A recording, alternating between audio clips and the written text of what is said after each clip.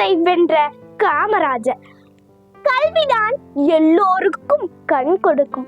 ஆனால் அந்த கல்விக்கே கண் கொடுத்தது நீங்கள் தான் ஐயா. வீட்டுக்காகவே வாழும் அரசியல்வாதிகளுக்கு மத்தியில் நாட்டுக்காக வாழ்ந்த அரசியல்வாதிகளின் பட்டியலில் முதலிடம் பிடித்தது நீங்கள் தான் ஐயா. கல்லாதவர் முகத்தில் இருப்பது கண்கள் அல்ல புண்கள் என்றான் வள்ளுவன். ஏழை பிள்ளைகளை கற்க வைத்து புண்களை கண்களாக்கிய பெருமை உங்களையே சாரும்.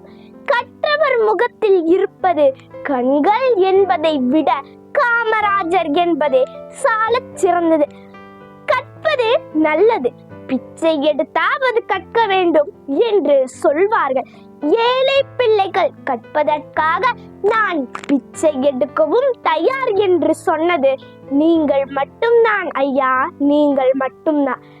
இன்று படித்தும் பல பேதையாக இருக்கும் போது படிக்காமலேயே நீங்கள் மேதையானது எப்படி ஐயா? பள்ளிக்கூடம் சென்று படிக்காத உங்களை பற்றிதான் இன்று எல்லா பள்ளிக்கூடங்களும் படித்துக் கொண்டிருக்கிறது. தமிழன் என்று சொல்லடா, தலை நிமிர்ந்து நில்லடா என்று எல்லோரும் சொல்லித்தான் காட்டினார்கள். ஆனால் நீங்கள் மட்டும்தான் வாழ்ந்தே காட்டினீர்கள். பசி வந்தால் பத்தும் பறந்து போகும்.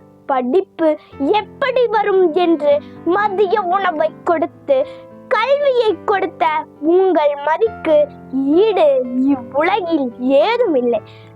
ஆள் பாதி ஆடை பாதி என்ற பழமொழி கூட ஐயா உங்களிடம் தோற்றுத்தான் போனது.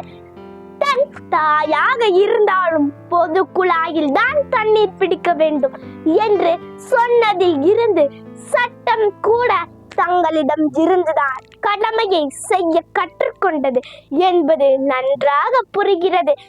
நீங்கள் எழுப்பிய தொழிற்சாலைகளால் தான் இன்னும் என் நாடு நடுத்தருவிற்கு வராமல் இருக்கிறது.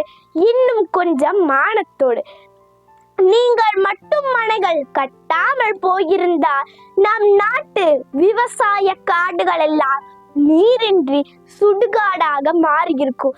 நம் நாட்டு ஏழை மக்களின் குரல் வடைகள் எல்லாம் தாகத்தால் தவித்திருக்கும். ஆமையா, உங்களுக்கு பிறகு ஒரு அணைகள் கூட கட்டவே இல்லையே.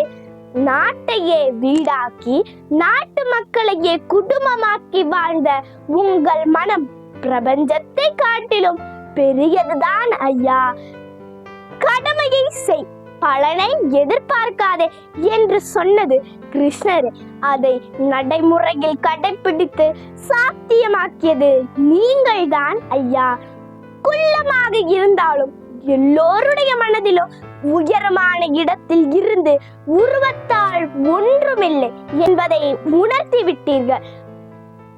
நிறத்தில் கருப்பாக இருந்தாலும் வெண்மையான வாழ்க்கையை வாழ்ந்து நிறத்தால் எந்தவித ஏற்றத்தாழ்வும் இல்லை என்பதை நிரூபித்து விட்டீர்கள் ஐயா. சாக்கடையில் விழுந்தாலும் ஒருவன் முயற்சி செய்தால் அதை பூக்கடையாக மாற்றிவிடலாம் என்பதை உலகுக்கு நீங்கள் தான் புரிய வைத்தீர்கள்.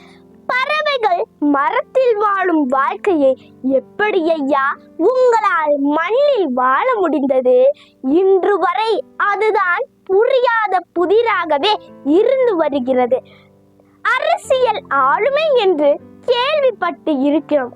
ஆனால் அந்த ஆளுமையை உங்களுடைய வாழ்க்கையில் தான் உண்மையாக கண்டோம். பல வாழும் போதே இறந்து விடுகின்றன. ஆனால் நீங்கள் மட்டும்தான் இறந்த பின்னும் எங்கள் மனதில் வாழ்ந்து கொண்டிருக்கிறீர்கள் ஐயா. வாழ்க உங்களது பெருமை, வளர்க உங்களது புகழ். நன்றி, வணக்கம்.